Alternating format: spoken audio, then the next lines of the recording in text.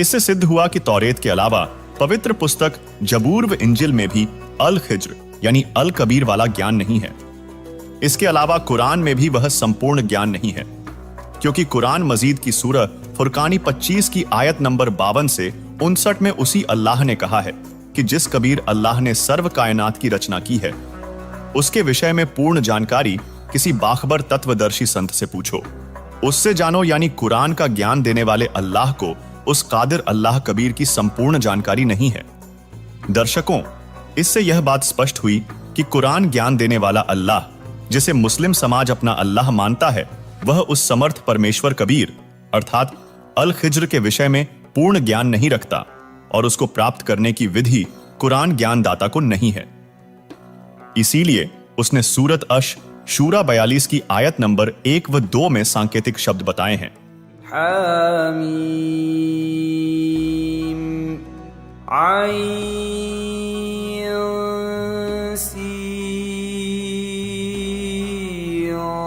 क़ाफ़,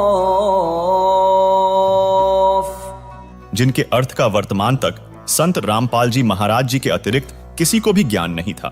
हजरत मोहम्मद को भी इनका ज्ञान नहीं था।